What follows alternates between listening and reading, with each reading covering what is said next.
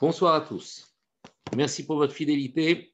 Ce soir, j'aimerais vous parler de ce fameux sang que les Bénis Israël ont déposé sur les linteaux de leur porte lorsqu'ils sont sortis d'Égypte. Il faut essayer de comprendre un petit peu cette mitzvah qu'Akadosh Baruch Hu demande d'accomplir aux Bénis Israël, de mettre du sang, du Korban Pessah, de l'agneau pascal qu'ils devaient égorger et duquel il devait prélever du sang et faire un signe sur les linteaux des portes et sur le mashkof, c'est-à-dire sur la barre horizontale du bâti de la porte. Alors, il y a beaucoup de questions qu'on pose au sujet de cette mitzvah. D'abord, quel est l'intérêt de mettre du sang? Parce qu'Akadosh Baruch Hu, il ne sait pas où habitent les Juifs. Alors, on a souvent attribué ce sang à une sorte de signe qu'Akadosh Baruch Hu demande de mettre sur les portes des Bénis Israël pour passer au-dessus des portes des Bénis Israël au moment de Makat Bechorot, au moment de la plaie des premiers-nés, de telle manière qu'ils puissent épargner les maisons du Ham Israël. Simplement, on va essayer, Be'ezat Hashem, d'approfondir cette mitzvah à travers la mitzvah du Korban Pessah, qui est en fait la mitzvah de laquelle est prélevé ce sang. Alors, Korban Pessah, c'est un korban qui est assez particulier. Pourquoi? Parce que c'est une mitzvah qui a été donnée au Ham Israël avant que la Torah n'ait été donnée et qui va changer un petit peu de modalité d'exécution.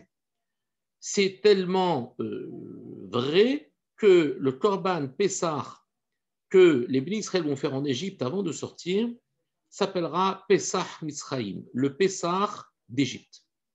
Parce qu'il a une particularité. Quant aux autres Korban Pessah qu'on fera par la suite, aussi bien dans le désert la deuxième année, mais par la suite lorsqu'on rentrera en Eretz Israël, il s'appellera Pessah Dorot, c'est-à-dire le Pessah des générations. Alors, pourquoi on change de nom? Parce que le Pessah de Mitzrayim est unique en son genre. On vient de dire pourquoi? Parce qu'on nous demande de colorer, c'est-à-dire de faire un signe avec le sang du Korban Pessah sur les linteaux des portes et sur le mashkof, c'est-à-dire sur la barre horizontale de la maison de nos pères. Et voilà qu'Akadosh Baruch Hu donne la mitzvah à Moshe Rabbeinu qui doit répéter au Ham Israël, car seul Moshe Rabbeinu est capable d'entendre directement Akadosh Baruch Hu lui ordonner la mitzvah. Ensuite, il fait le transfert des informations. Il rapporte les informations. Voilà ce que lui demande Akadosh Baruch Hu. Velatru minadam, vous prendrez du sang, venatnu al shetem mezuzot, et vous le poserez sur les deux linteaux. Retenez bien dans quel ordre les injonctions sont données. Et donc, vous allez poser sur les deux mezuzot, c'est-à-dire sur les deux linteaux, les barres verticales de la porte, vers la mashkof et sur la barre horizontale. Donc, d'abord, on a d'abord les linteaux et ensuite la barre horizontale. À la bâti macher, et ochlu oto bahem, dans les maisons dans lesquelles vous mangerez ce korban Pessah. Donc, Akadosh Baruch Hu dit, prenez du sang, mettez-le d'abord sur les mezuzot, c'est-à-dire quand on parle de mezouza, nous, on parle du parchemin. Mais la mezouza, c'est le terme pour dire les poteaux, la partie verticale de la porte. D'accord? Donc, on a deux mezouzot. On a un montant à droite, un montant à gauche, parallèle, et ensuite un mashkof qui relie les deux. Donc, il nous demande de faire d'abord sur les mezouzot, de mettre le sang, et ensuite sur le mashkof, sur la partie horizontale. Lorsque Ve'aya Adam Lachem, donc ensuite le passouk continue un peu plus loin, et nous dit Ve'aya Adam Lachem le'ot alabatim asher atem sham, et donc il sera ce sang un signe sur les maisons asher atem sham où vous vous trouverez. Ve'raiti et Adam pasarti alechem, et je verrai le sang et je passerai au-dessus de vous. Ve'lo yebachem negef, et vous n'aurez pas de Negev, c'est-à-dire de plaie, les mashrit, beiketi, beres Misraïm, au moment où je frapperai la terre d'Égypte. Donc, Akadosh Baruch Hu nous dit très bien que, voilà, avec ce sang, il va nous protéger de son passage en terre d'Égypte pour punir les Égyptiens avec la Makat Bechorot, avec la plaie des premiers-nés. Maintenant, qu'est-ce que fait Moshe Rabbeinu? Il rapporte l'information à Israël. Et vous savez combien Moshe Rabbeinu est attentif et respecte mot pour mot tout ce qu'Akadosh Baruch Hu lui demande.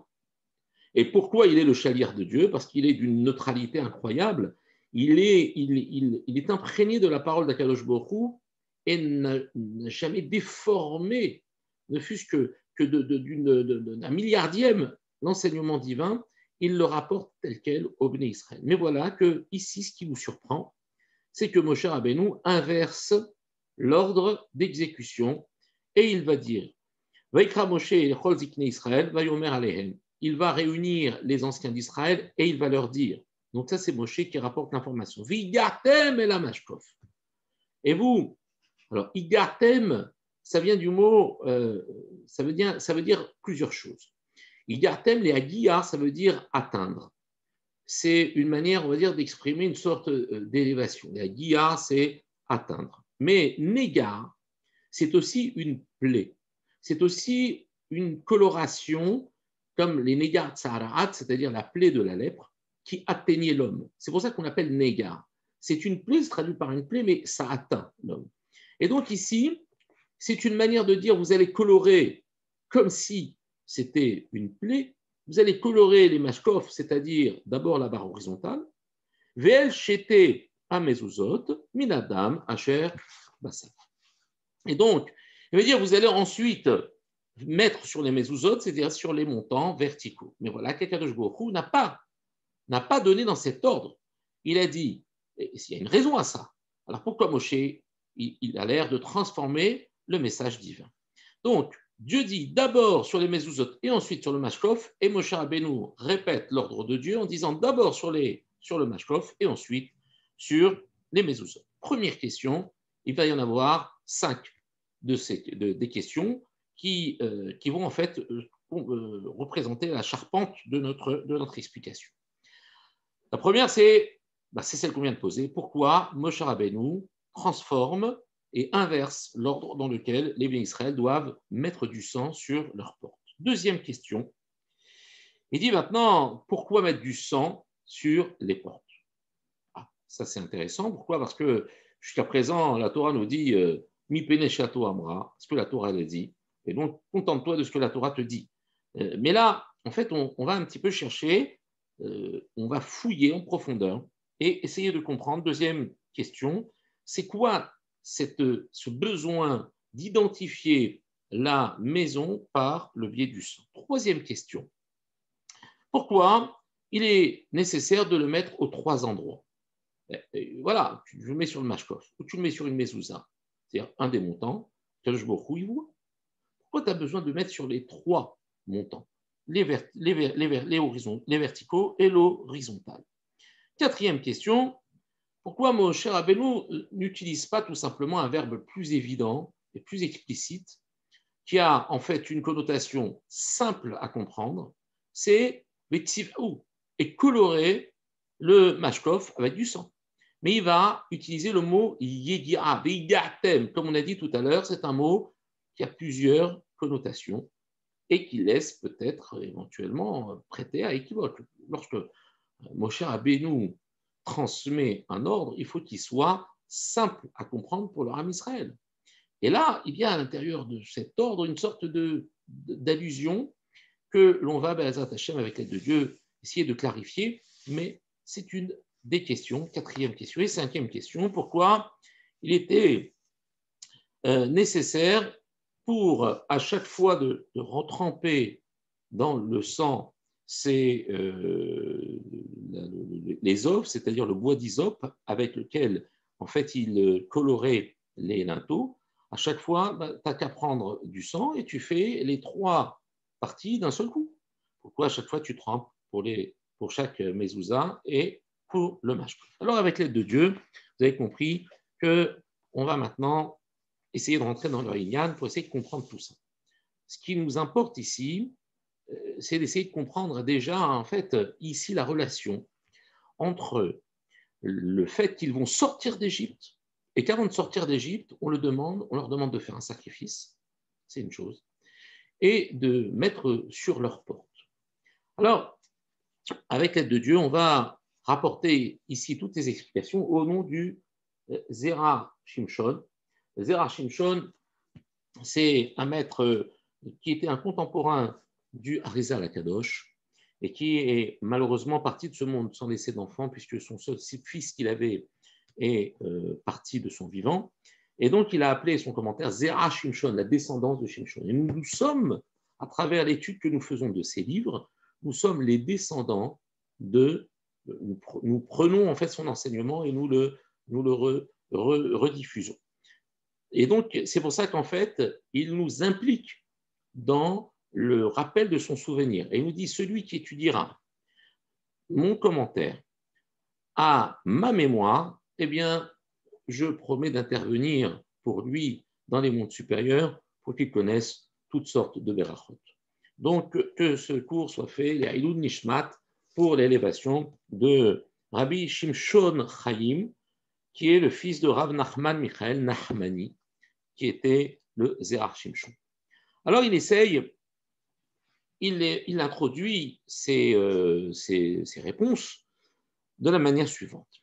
Il dit que quelque chose d'incroyable est arrivé, c'est que le Ham Israël ait pu sortir d'Égypte.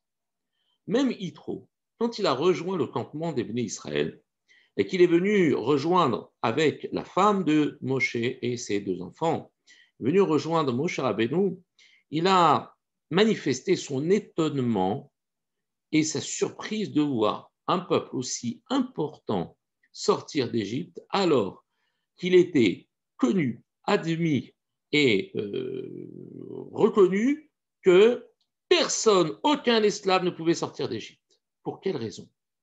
Bien parce que il y avait une sorte de barreau d'impureté, de barreau de sorcellerie qui entourait la terre d'Égypte et qui empêchait toute personne de sortir d'Égypte. Les Égyptiens étaient des grands sorciers.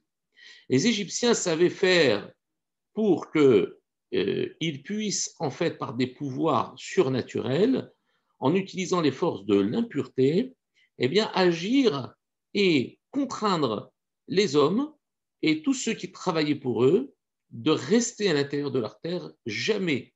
Ils n'avaient, pour ainsi dire, même pas besoin de gardiens aux portes du pays. Il n'y avait qu'un seul gardien qui était ce fameux sphinx. Je ne sais pas si vous avez déjà vu le sphinx, j'imagine que tout le monde connaît ça. Et j'avais entendu une fois d'un Maguid Chiour, de quelqu'un qui dispensait d'un cours, qui m'a été rapporté par un de ses élèves, que le mot sphinx vient du mot sphincter. Le sphincter, c'est un muscle qui est circulaire et qui a pour fonction de stopper, par exemple, la sortie des matières fécales ou de l'urine. Et en fait, le sphinx, c'est la même racine que sphincter. Cette idole avait la capacité, par la magie dont il était imprégné, d'empêcher tout être de sortir de la terre d'Égypte.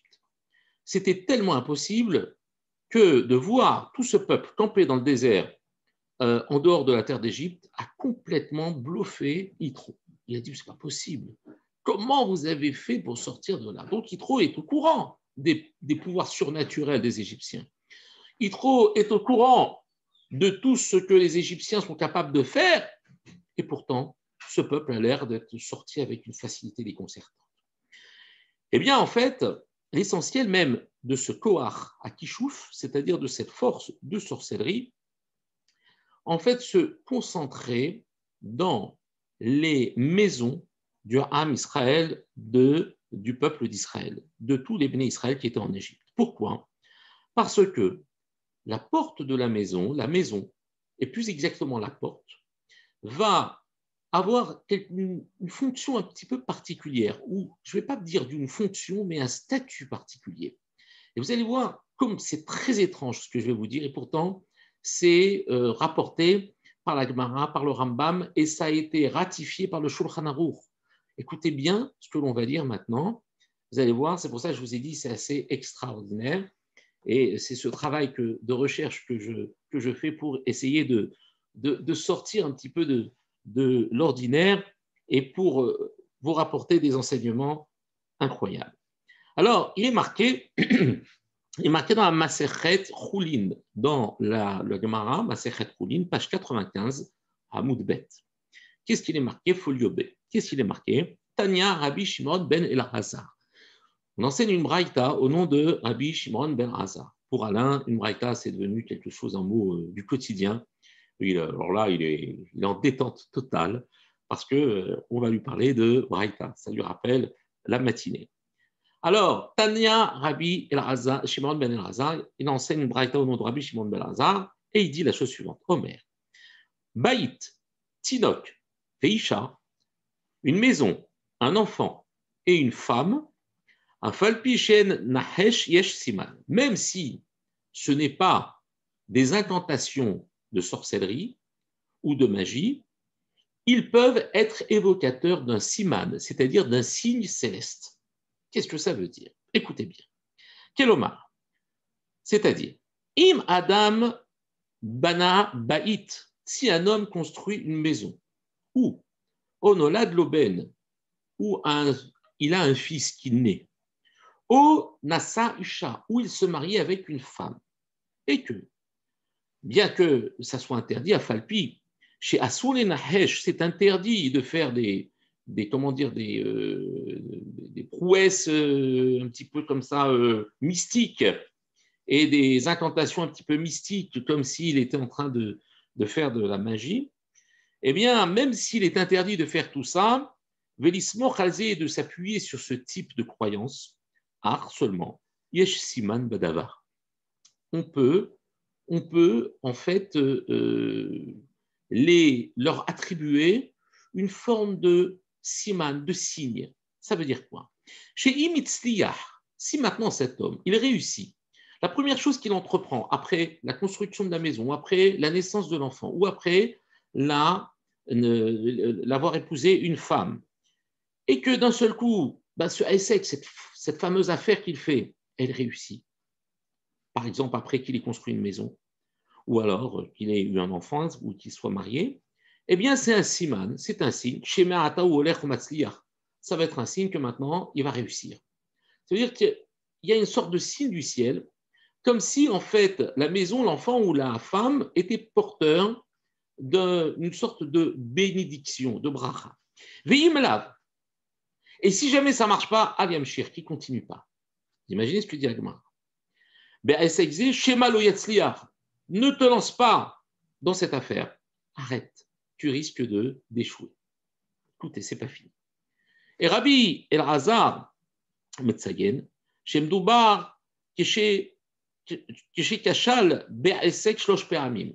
Lui, Rabbi Elazar, il dit non, il faut qu'il échoue 3 fois de suite. Là, oui, ou alors qu'il réussisse 3 fois de suite. Le premier dit 1 fois, le deuxième dit 3 fois. Mais les deux sont d'accord sur le fait que c'est un siman, c'est un signe.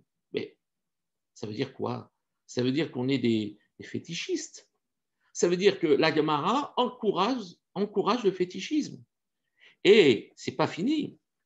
Mais il y a un siman, donc si jamais il réussit, c'est un siman qu'il va réussir, ou s'il échoue, c'est un siman qui risque de rater. Et donc, il faut qu'il s'arrête, qu'il n'aille pas plus loin, de peur de perdre encore plus.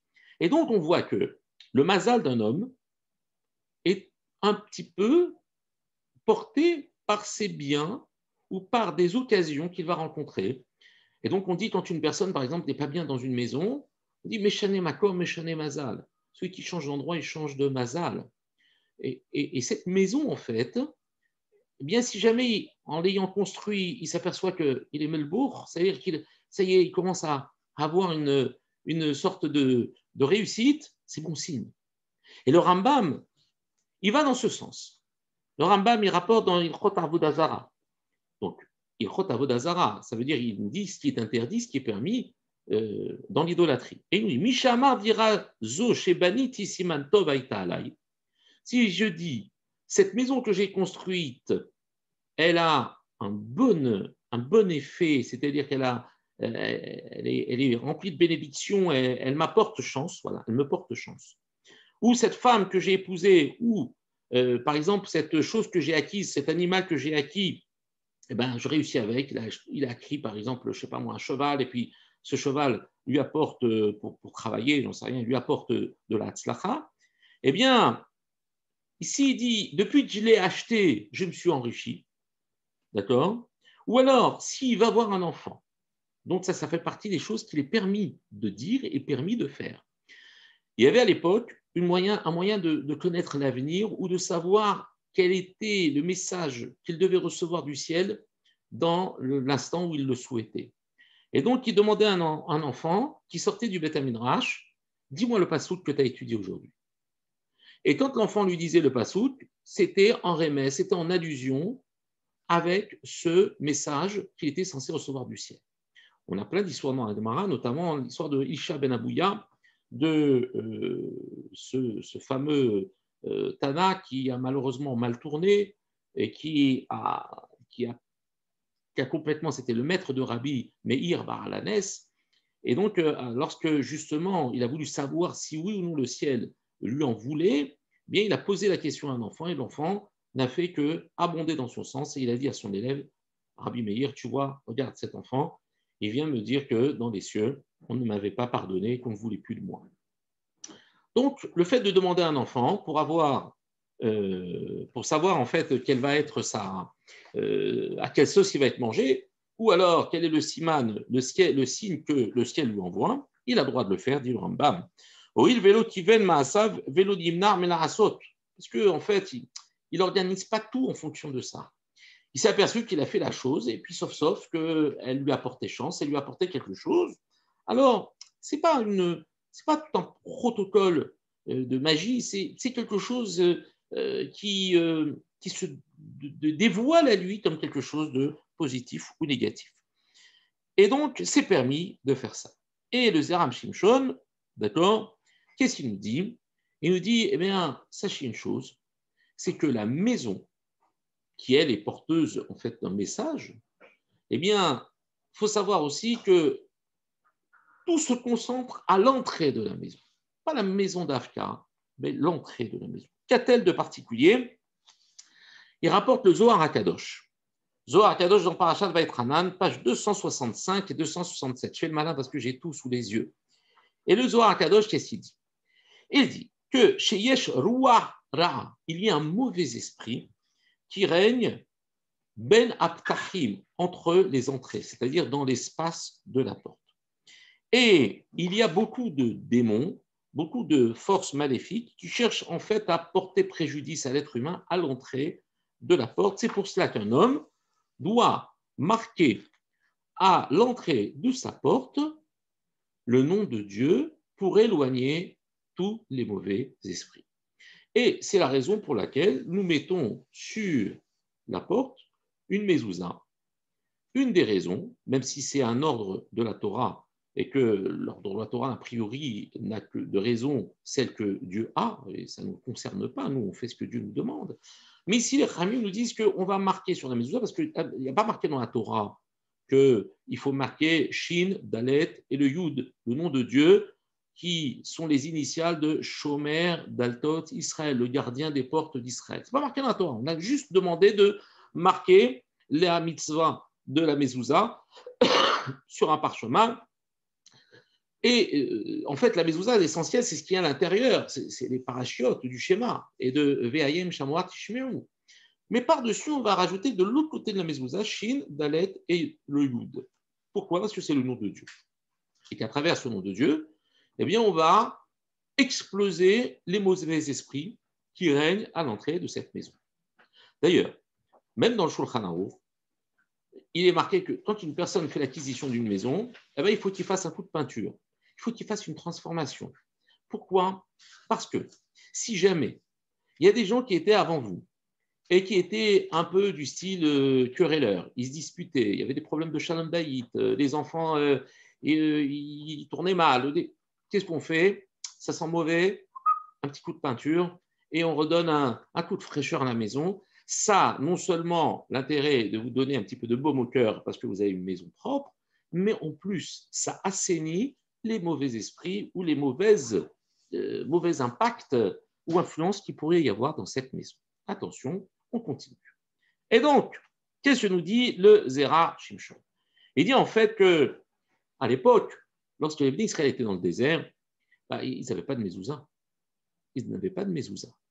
Et puisqu'ils n'avaient pas de mezouza, tout simplement parce qu'ils n'avaient pas la Torah encore. Et donc, ils n'avaient pas encore la mitzvah de mettre une mezouza à leur porte. Alors, qu'est-ce que Kadosh Baruch Hu leur a demandé? Il leur a demandé de placer du sang qui correspond en fait à la seule mitzvah qu'ils avaient sous la main, une sorte de mérite dont il fallait qu'ils profitent de ce mérite-là, et qu'ils le mettent sur les linteaux et sur le mashkof, sur la partie horizontale de la porte, en guise de protection. Et donc, en fait, on voit qu'il y a maintenant une similitude entre le sang du Korban Pessah et la mitzvah de la mezouza. Alors maintenant, la mezouza, quand on va en parler, il ne s'agit pas simplement du linteau, mais ici du parchemin tel que l'on connaît aujourd'hui. C'est parce qu'il se pose sur la mezouza qu'il s'appelle la mezouza. Mais en fait, la mezouza, ce sont les linteaux des portes. Et donc, il n'avait pas d'autres mitzvot pour pouvoir gagner du mérite. Je vous rappelle que les Bnei Israël étaient à l'époque de la sortie d'Égypte encore des idolâtres, qu'ils continuaient l'idolâtrie, qu'ils étaient au 49e degré d'impureté. Quel mérite fallait-il invoquer pour leur donner la légitimité de sortir d'Égypte? Vous savez, dans les cieux, il y avait des malachim, des anges, qui se rebellaient, pour ainsi dire, en disant, mais tu ne peux pas laisser ces gens sortir d'Égypte, mais tu vois bien qu'ils sont des idolâtres. Qu'est-ce qui différencie un Ben Israël d'un Égyptien? Ils ont exactement la même façon d'agir, ils ont les mêmes croyances, ils s'habillent de la même façon. Pourquoi celui-là plus que l'autre? Et d'ailleurs, même lorsqu'ils ont traversé le Yam Souf, ils ont traversé la mer, eh bien, les Malachim se sont indignés en disant, mais pourquoi tu vas noyer cela plus que les autres? Aucun mérite. En plus, au moment où ils ont traversé, il y avait un des béné Israël qui avait avec lui une idole. Parce qu'il s'est dit, ça peut servir une idole de voyage. Donc, tu vois, tu assistes à des miracles extraordinaires. Ça fait 1 an qu'ils voient le monde renversé, tout est bouleversé par les 10 plaies. Ils vont rentrer à l'intérieur d'une mer qui se met à la verticale, donc qui défie les lois de la nature. Ils sont dans un autre monde. Ils ne traversent pas simplement un sentier de terre, mais il y a des arbres fruitiers, et ça sent bon. Ils ont la possibilité de boire directement de cette eau qui s'est adoucie pour eux. Incroyable, incroyable ce qui se passe à l'intérieur de cette... Et l'autre, toi, tu prends une idole avec toi, je n'ai pas honte. Donc, vous voyez quand même que les Bnei Israël ont du mal à sortir de leurs croyances idolâtres. Et donc, Akadosh Baruch Hu, il faut bien que je vous donne un petit mérite, d'accord? Et ce mérite, c'est quoi? Vous allez faire Korban Pessah. En quoi c'est un mérite? Égorger un agneau, parce que l'agneau était un dieu divin, un dieu égyptien. Et donc, égorger un agneau, le montrer à tous les Égyptiens que je n'ai pas peur de vous et je vais égorger votre Dieu, c'est une manière, quelque part, de provocation et surtout de renforcement de la émouna, de la confiance que l'on a en Akadosh Baruch Hu, que envers et contre tout, il nous sauvera de la vengeance des Égyptiens, de l'avoir comme ça, de les avoir provoqués, d'avoir égorgé les agneaux devant leurs yeux. Donc, ça s'appelle ce qu'on appelle Messirut Nefesh.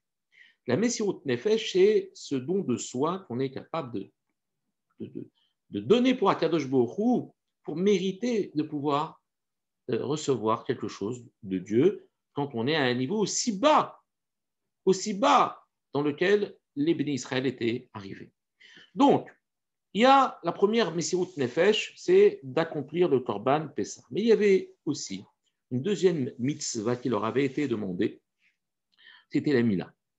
La Mila, c'était aussi une Messirut Nefesh. Se circoncire, enlever une partie de son membre et faire couler du sang, c'est quelque chose qui représente une forme de consécration pour Akadosh Baruch Hu, c'est une Messirut Nefesh dans les conditions en plus dans lesquelles il vivait. Faire la Mila, ce n'était pas dans les conditions aseptiques qu'on connaît aujourd'hui. C'était vraiment des risques que l'on prenait que de faire la Mila en plus dans un pays qui était quand même,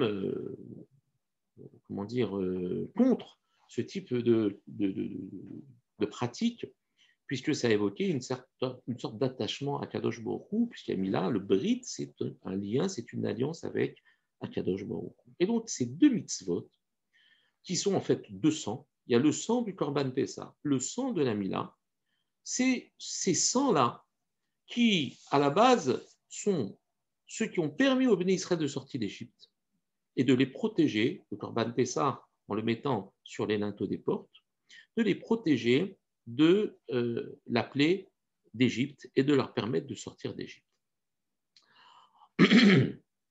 Ce qui veut dire que lorsque Kadosh Baruch Hu leur dit vous allez mettre du sang sur les linteaux, ça veut dire quoi? Ça veut dire que vous allez annuler le Koach HaTouma, cette force de l'impureté qui vous empêche de sortir de vos maisons et d'Égypte, bien évidemment.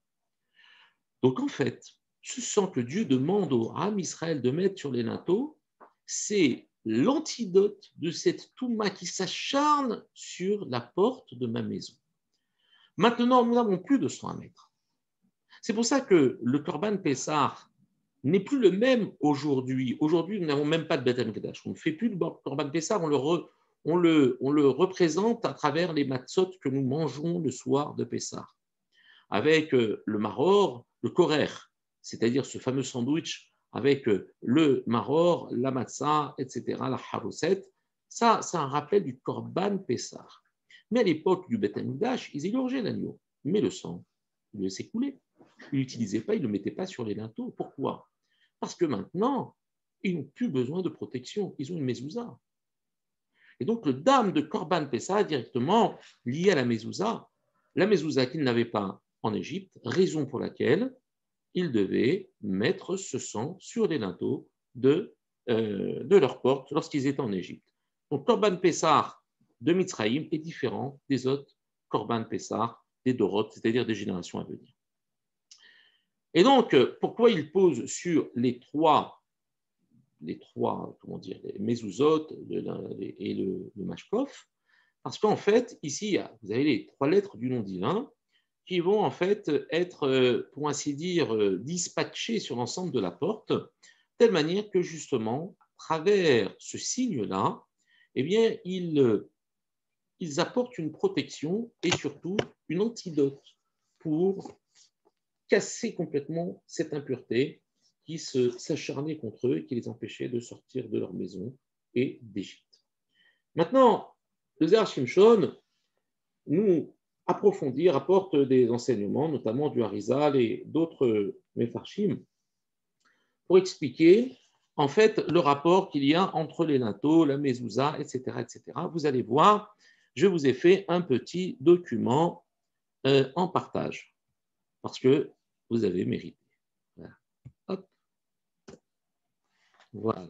Alors, maintenant, qu'est-ce qui s'est passé? Je ne sais pas, j'ai un avertissement, je n'ai pas compris ce qu'ils me disent. Alors, vous avez le mot mezuzot, hein, d'accord, mem, zayin, vav, tet, tav. Ce sont les linteaux. Mezuzot, il nous dit que c'est en fait, vous prenez les deux zayin, zayinin, là ici, vous les mettez ensemble, ça veut dire bouge, dégage, zaz, d'accord? Et les lettres qui restent, c'est le même, le vav et le tav, qui forment le mot mavet, c'est-à-dire la mort. Donc la mezouza, nous dit ici le Zehar Shimshon, elle a déjà un premier effet, une première fonction, c'est de faire dégager la mort. Donc le Ruach HaTouma, l'esprit maléfique, lui qui cherche à nous tuer, parce que le Ruach HaTouma, il ne veut pas jouer aux cartes avec nous. Hein, vous avez bien compris que le Ruach HaTouma, ce n'est pas un pote, c'est un ennemi. Il veut nous enlever la vie.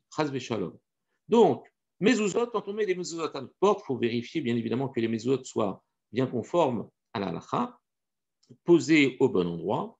Eh bien, c'est les lettres de Zazmavet. celui qui dégage la mort, qui renvoie la mort, qui fait bouger la mort de son endroit. Mais il va maintenant approfondir un petit peu et il nous dit que le mot mezouza au singulier a la valeur numérique de 65. 65, pour ceux qui ont l'habitude des valeurs numériques, c'est la valeur numérique du nom de Dieu qui s'écrit Aleph, Dalet, Nun et Yud. En fait, c'est le nom qu'on prononce en lisant l'autre nom, celui qui s'écrit avec les 4 lettres Yud, le He, le Vav et le He. On a déjà parlé dans le cours précédent, c'est un peu pour ça que le cours précédent va vous servir un petit peu d'introduction pour pouvoir comprendre ce fameux Yichud, c'est-à-dire cette union entre les deux noms de Dieu. Mais ici, Mezouza a la même valeur numérique que le nom de Dieu. Aleph, Dalet, 1 et 4, ça fait 5, plus 50, Noun, ça fait 55, plus Yud, ça fait 65. Mais on a déjà vu cette notion que le mot peut s'écrire avec des lettres qui elles-mêmes sont écrites comme des mots. Au lieu d'écrire le nom de Dieu avec Aleph, Dalet, Nun et Yud, c'est-à-dire avec ces lettres, on va écrire avec des lettres qui sont composées par des mots. C'est-à-dire le Aleph, on l'écrit comme un mot, Aleph, Lamed, P. Dalet, Dalet, Lamed, Dalet, T, E, Tav, pardon. Nun, Nun, Vav, Nun et Yud, Yud, Vav, Dalet. Donc en fait, on éclate, c'est ce qu'on appelle remplir un mot. On le remplit des lettres qui forment le mot des lettres. Et donc, vous voyez là, les initiales, ce sont le nom de Dieu, mais ce qui est à l'intérieur, ce sont aussi les mots des lettres. Le Aleph, c'est aussi un mot, c'est pas qu'une lettre. D'accord ? Aleph, ça veut dire 1000, par exemple. Dalet, ça veut dire une porte. D'accord ? Nun, ça veut dire un poisson en araméen. Yud, ça veut dire un juif. D'accord ? Donc, on a cette notion ici d'éclater le nom et d'écrire chaque lettre comme un mot. Eh bien, si vous faites la valeur numérique de tout ça, Aleph, ça fait 111, Dalet, 434, Nun, ça fait 106 et Yud, ça fait 20, ça fait un total de 671. J'ai vérifié pour vous.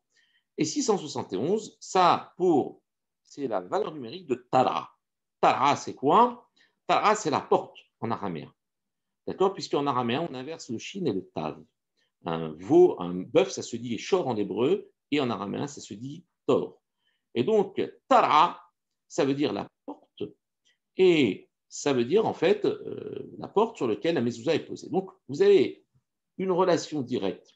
Alors, je ne cherche pas à démontrer, mais ici, ce sont des enseignements qui viennent en fait nous montrer une corrélation. Mais il ne faut pas le prendre comme si ça c'est égal ça, alors parce que 671 ça peut être égal à d'autres choses, d'accord? Mais ici c'est comment vous dire, comme si en fait on était en train de pré-tracer quelque chose qui m'aide ensuite à comprendre. Mais en vérité, c'est pas mathématiquement prouvé, c'est juste quelque chose qui nous permet d'accéder ici à la relation entre et ce n'est pas le fruit de l'esprit, hein, ce sont des chachamim inspirés de l'esprit prophétique et du roi HaKodesh qui ont ramené ça. Et donc, ce sont des enseignements sur lesquels on peut s'appuyer. Sinon, on fait n'importe quoi si jamais on ne le dit pas au nom des chachamim. Et donc, on a donc maintenant un rapport entre la mezouza et la porte elle-même. Donc, on voit que la mezouza, en prenant le 65, le nom de Dieu, en éclatant le nom de Dieu, on arrive à 671, qui veut dire la porte en araméen. Et donc, à ce moment-là, on a une relation directe entre la mezouza et la porte. Et voilà que maintenant, si je vais maintenant, on va dire, je prends les mashkov. Le mashkov, c'est quoi? Mashkov, c'est la partie horizontale. Donc maintenant, on a fait une relation entre la mezouza et la porte. Maintenant, on va parler du mashkov, c'est-à-dire la partie horizontale. Eh bien, le mashkov, ça fait 531.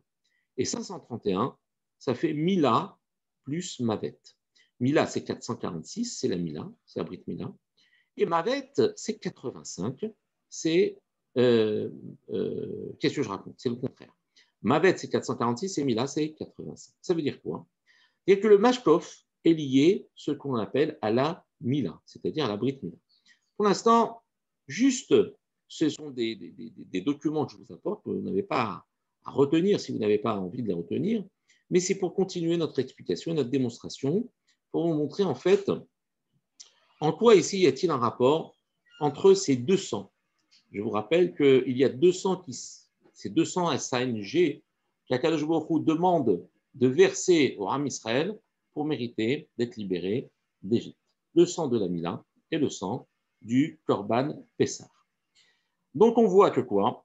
On voit que finalement, à la mezouza, c'est-à-dire au linteau, eh bien, est attribué le sang de ce que l'on appelle le Korban Pessah, et au mashkof, c'est-à-dire à la barre horizontale, est assimilé le sang de la Mila, puisqu'on a vu que mashkof était l'addition de Mila plus Mavet de la mort. En vérité, la Mila, ça permet justement aussi de protéger l'homme de cette plaie qui était la mort, puisque c'était la mort des premiers. Alors maintenant, revenons au commandement divin. Qu'est-ce que demande Akadosh Baruch Hu à Moshe Rabbeinu? Dit au Bnei Israël de mettre d'abord sur les linteaux et ensuite sur la barre horizontale. Alors, je sors de mon partage d'écran, comme ça je vous revois. Voilà. Et donc, Dieu il demande au Bnei Israël, par l'intermédiaire de Moshe, il lui dit voilà, vous mettez du sang sur les mezuzot. D'accord. Mezouza, c'est Korban Pessah. Vous avez compris maintenant, on fait une relation une relation entre les deux. Et ensuite, vous mettrez sur le mashkof. Qu'est-ce que fait Moshe Rabbeinu? Il dit au Bnei Israël, mettez sur le mashkof et entrez sur le mezouza. Comment tu peux transformer l'ordre divin? En fait, il ne transforme pas. Écoutez bien la force ici de Moshe Rabbeinu. En vérité, les Bnei Israël, ils n'ont pas fait ce qu'ils devaient faire. Je vous rappelle qu'ils sont encore plongés dans la Avodah Zara. En vérité, les Bnei Israël, ils auraient dû faire la Mila bien avant cet épisode de la sortie d'Égypte. Parce que déjà depuis Yosef Hatzadik avait fait circoncire toute l'Égypte. Et les Bnei Israël pratiquaient la Mila déjà depuis Yosef Hatzadik. Mais qu'est-ce qui s'est passé? Vayamot Yosef vechol ador haou, Yosef est mort, tous les frères sont morts, la génération est morte. Et les Bnei Israël se sont dégradés. Et ils ont arrêté de faire la Mila. Ils ne faisaient plus la Mila en Égypte. Ça, c'est une catastrophe. C'est une catastrophe parce que si je veux manger le Korban Pessah, eh bien, qu'est-ce qui va se passer? Il faut que je sois circoncis. Parce que le Korban Pessah est interdit pour celui qui est incirconcis. Or, personne n'est circoncis. Qu'est-ce que tu vas faire de ton Korban Pessah? Hein? Comment tu vas faire pour le manger? Alors, en fait, le Midrash qu'on rapporte que lorsque Moshe Rabbeinu il a égorgé son Korban Pessah, Akadosh Baruch Hu a fait sortir une odeur du Gan Eden qui est en relation avec le Korban Pessah de Moshe Rabbeinu qui avait été agréé. Cette odeur était tellement plaisante que les Bnei Israël, ils ont voulu faire la Mila pour manger du Korban Pessah. Mais seulement, c'est plus Eshem Shamayim. C'est plus désintéressé. Parce que tu veux manger de ça, tu fais la Mila. C'est pas beau. Et qu'est-ce qu'il dit à Kadosh Baruch Hu à Moshe? Je connais le niveau des Bnei Israël, malheureusement. Avonot Arabim. Si j'attends qu'il fasse la Mila avant de faire Korban Pessah, on peut attendre longtemps pour qu'il soit libéré. Allez, qu'ils fassent Korban Pessah. C'est un fait. Même s'ils sont incirconcis au moment où ils feront Korban Pessah, où ils l'égorgeront, ils ne seront pas encore circoncis. Souhaitons que l'envie de manger ce Korban Pessah les amène à faire la Mila. Donc en fait, on n'est pas dans un ordre qui aurait été la priorité divine. Dieu, lui, il doit sauver le Ham Israël, il veut le sauver. Et il passe, entre guillemets, sur ce détail, qui n'est pas un détail, qui est important, en disant, c'est pas grave, même si ce n'est pas les Shem Shamayim, même s'ils se circoncis pour prendre Korban Pessah, allez, dis-leur ce qu'ils doivent faire. Donc, Akadosh Baruch Hu va leur demander d'abord de mettre du sang sur quoi? Sur les linteaux, qui représentent quoi? Le Korban Pessah. Et ensuite sur le mashkof. Ils en viendront à fort, de toute façon, la Mila, parce que l'odeur qu'ils sentiront les poussera à faire la Mila. Moshe Rabbeinu, il comprend ici le sentiment divin d'aspirer à voir le Ham Israël, mais il ne peut pas. Akadosh Baruch Hu ne va pas forcer le Ham Israël à avoir ce comportement, l'Echatrila. Il y a quand même, je vous le rappelle, un libre arbitre. Il y a un mérite attribué à l'homme qui prend des initiatives à l'égard de Dieu. Et donc, qu'est-ce que va faire Moshe Rabbeinu? Il dit, voilà ce que vous allez faire. faites d'abord sur le mashkov, c'est-à-dire faites d'abord la mila. Pourquoi? Parce qu'au moment où vous ferez la mila, vous n'aurez pas l'odeur qui vous, quelque part, allèchera et qui vous donnera envie de faire la mila pour manger de ce korban. La mila doit avoir une connotation de messiot nefesh et non pas de droit ou de passe-droit pour pouvoir manger du korban Pessah. Parce que vous ne pourrez pas le manger si vous n'avez pas la mila. Alors faites la mila d'abord. Montrez à Kadosh Baruch Hu. Mettez d'abord sur le mashkov. Comme on a dit, le mashkov, c'est mila plus mavet. C'est la mila qui sauve de la mort des premiers-nés. Si j'additionne le mot mila et mavet, j'obtiens le mot mashkov, qui est 531. Alors il a dit, mettez d'abord sur le mashkov, faites d'abord la mila, que vous soyez désintéressés, que vous fassiez, que vous versiez ce sang, bemessiot nefesh mamash, avec un don de vous, et non pas intéressé. Ensuite, vous mangerez le korban Pessah, mettez du sang sur les mezuzot. En fait, Moshe Rabbeinu ne change pas l'ordre divin. Il dévoile et il ressent, pour ainsi dire, à Kadosh Baruch Hu. Dans ce commandement, il sent que Dieu, on va dire, se résigne, comme si Dieu se résignait, confronté à un peuple encore récalcitrant, qui a refusé de se circoncire depuis déjà plusieurs siècles, depuis, pas plusieurs siècles, mais ouais, presque plusieurs siècles, oui, depuis la mort de Yosef Hatzadik. Et voilà que Moshe Rabbeinu rectifie en comprenant à demi-mot la résignation divine et en la transmettant au Ram Israël, comme si la personne qui donne une consigne à l'autre espère que cette consigne ne soit pas une consigne coercitive, mais qu'elle vienne du plus profond du cœur, qu'elle réveille chez l'autre la véritable compréhension, la véritable intention qui se cachait derrière cette consigne. Alors, Moshe Rabbeinu, qu'est-ce qu'il fait? Il a dit non, d'abord mettez sur le mashkov et ensuite vous mettrez sur les mezuzot. Alors maintenant, on revient à nos questions. Pourquoi Moshe a changé? On vient de l'apprendre. Il n'a pas changé. Il a tout simplement dévoilé la véritable intention divine. C'était celle de donner au Ram Israël la possibilité d'exercer les choses avec Messiot Nefesh, avec sincérité, non pas par intérêt. La deuxième chose, c'est pourquoi il fallait désigner les maisons avec du sang d'Avka, parce qu'ils n'avaient pas la mezouza. Et que le sang, en fait, était le seul produit de la mitzvah qu'ils avaient, de ce don d'eux-mêmes, de ce risque qu'ils avaient encouru pour Akadosh Baruch Hu. C'est ça qui va les sauver, qui va leur permettre de faire fuir les korot atouma, les forces de l'impureté, aux portes de leur maison. Ensuite, pourquoi ils les ont mis sur les trois endroits? Bien pour justement qu'ils mettent en allusion et qu'ils inscrivent de manière comment dire, par allusion, les trois lettres du nom d'Akadosh Baruch Hu, ces trois lettres qu'on met sur la mezouza et qui a pour but, comme nous dit le Zohar Kadosh, de faire fuir les forces du mal, parce qu'on a dit que la maison est porteuse de simanimes, de signes, soit des bons signes, soit des mauvais signes. Et des fois, quand une personne ne connaît pas la tzlacha dans une maison, qui la quitte. Qui la quitte. Ce n'est pas bon. Quatrième chose, Vegartem et la mashkov. On a dit pourquoi il n'a pas dit et colorer les mashkov, les barres transversales. Pourquoi il a dit Vegartem, vous les entacherez ou vous les atteindrez. Ce sont les deux comment dire, connotations. Il dit parce que il faut que vous arriviez à ce niveau. Vegartem, que vous arriviez au niveau. Ça, c'est extraordinaire. Que vous arriviez au niveau de colorer d'abord les mashkov, c'est-à-dire de faire d'abord la mila avant d'offrir Korban Pessah. Que ça ne soit pas le contraire, parce que le contraire, ce n'est pas un niveau, c'est une défaite. Si Dieu se résigne, c'est parce que c'est une défaite. Il n'espère pas en vous. Il n'a plus, pour ainsi dire, le sentiment que vous êtes capable d'arriver à ça. Allez-y, atteignez ce niveau. Colorez d'abord le mashkov, et ça sera une yegi'a, ça sera une possibilité d'atteinte d'un niveau, de vous élever et de mériter par cette élévation la sortie d'Égypte. Et enfin, pourquoi maintenant il fallait à chaque fois tremper pour les mezuzot, c'est-à-dire pour les linteaux, et ensuite trempés pour le mashkof?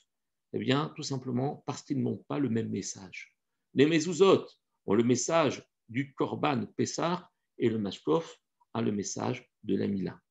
C'est pour cela que, voilà, comment Akadosh Baruch Hu a voulu, à travers ce siman, pas parce qu'il avait besoin de ça pour reconnaître la maison des Israël, non, il n'avait pas besoin de ça, mais il a voulu faire entendre au Ham Israël la force de la Kedusha, d'une simple mitzvah qui s'appelle la mezouza.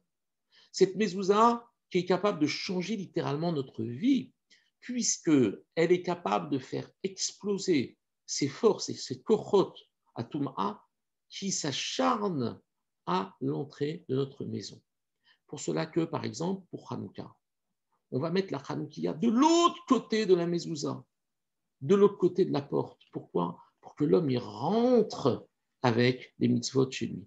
Pourquoi un homme doit sortir avec le talit et le tefillin de chez lui? Aujourd'hui, c'est plus possible de le faire parce que quand on sort dans la rue, on voit des choses qui ne sont pas correctes. Mais si on habite, et ça c'est une halakha, Ben Ishraï dit si jamais on habite dans un endroit, on peut arriver directement au Beth Knesset. C'est le cas en Israël, par exemple, dans des quartiers religieux. Et à l'heure de la prière, vous n'avez pas d'affiches ou des choses, des bus qui passent avec des images qui ne sont pas convenables ou des femmes qui ne sont pas habillées convenablement. Et donc, de sortir de la maison avec talit et tefillin. Pourquoi? Parce que, en fait, vous passez une sorte d'écran qui s'appelle la porte de la maison. Il y a une mezouza qui vient en fait protéger la maison. Il y a le talit et le tefillin qui vous permettent comme une sorte de scaphandrier, de combinaison de pouvoir traverser cet acharnement des forces du mal. Tout ça, c'est quelque chose qui a pour but de nous protéger. Eh bien, à l'époque du Ram Israël, quand ils étaient dans le désert, il n'y avait que le sang. Donc, voilà une très belle, comment dire, un très beau développement, une très belle synthèse de cette mitzvah, de ce qu'on appelle Taram Tzviat Mashkov, la raison pour de la coloration du Mashkov, c'est-à-dire de la barre transversale et des linteaux, et que la Zat Hashem, que ceci nous amène à faire attention à la mitzvah de la mezouza. Extraordinaire cette mitzvah de la mezouza. Elle est si simple et à la fois si grande.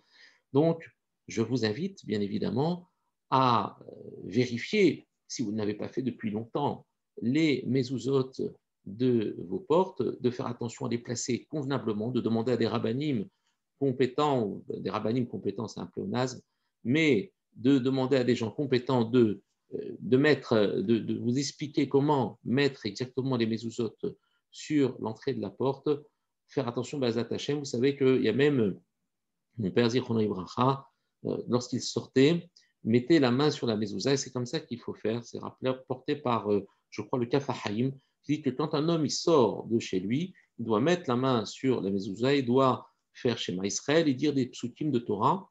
Pourquoi? Et Baruch Ata Beboecha ou Baruch Ata Betsetecha, béni sois-tu dans ton entrée, béni sois-tu dans ta sortie, sont des psukim que l'on va lire et qui permettent en fait quelque part de tracter la Kedusha qui est à l'intérieur d'une maison, comme si en fait la maison se promenait avec vous. Comme si en fait cette Kedusha qui est à l'intérieur de la maison, par les livres, par les mitzvot qu'on effectue, par les tfilot que l'on fait, par les mezuzot qu'il y a, eh bien sachez une chose, lorsque vous arrivez dans la rue, c'est complètement, face à l'adversité, extrêmement difficile de garder le cap. C'est pour ça qu'on met la main sur la mezouza comme si maintenant on allait quitter la maison sans vraiment la quitter et qu'on prend avec nous cette doucha pour nous protéger tout au long de notre journée. Merci de votre attention, votre fidélité. Et maintenant, je vous laisse la parole. Je vous rappelle que